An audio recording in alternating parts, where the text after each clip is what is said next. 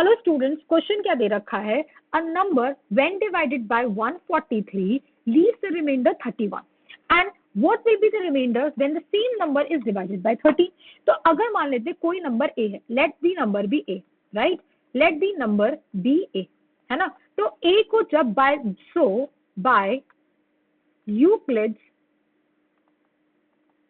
Division lemma की बात करें तो यूक्लिड डिवीजन लेमा के हिसाब से a is equals to what, divided by कितना बेटा, व्हेन डिवाइडेड बाय 143, तो डिवाइजर 43 हो गया। मान लेते q क्वेश्चन है और रिमाइंडर कितना 31।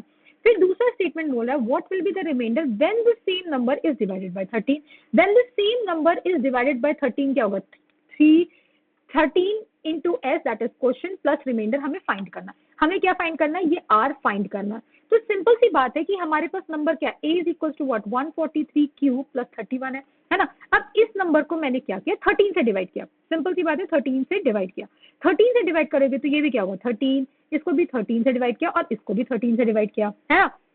यही नंबर डिवाइड करेंगे तो जब डिवीजन करेंगे तो क्या ये 13 से पूरी तरीके से कैंसिल होता है, ये 1 और ये 1 आ रहा है। तो अब एक बात बताओ कि 143 तो 13 से डिविजिबल है, तो इसका मतलब क्या कि हमें चेक करना पड़ेगा कि 31 को अगर 13 से डिवाइड करेंगे तो रिमाइंडर कितना आएगा। तो अगर 31 को 13 से डिवाइड करेंगे तो ये कितना आया 2 और 26, रिमाइंडर कितना आया बेटा 5, है ना।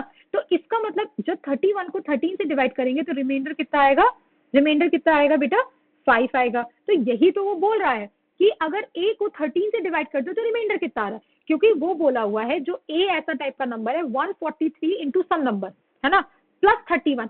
तो 143 ऑलरेडी 13 से डिविजिबल है, हमें क्या फिर चेक करना पड़ेगा, सिर्फ लास्ट का रिमाइंडर चेक करना पड़ेगा कि 31 तुम्हारा 13 से किससे डिविजिबल, 13 से डिवाइड होने के बाद रिमाइंडर कितना आ रहा है, दैट इज रिमाइंडर इज 5। तो ऑप्शन नंबर क्या हो जाएगा बेटा, डी आपका करेक्ट हो जाएगा। होपफुली आपको ये चीज समझ में आएगी। Thank you.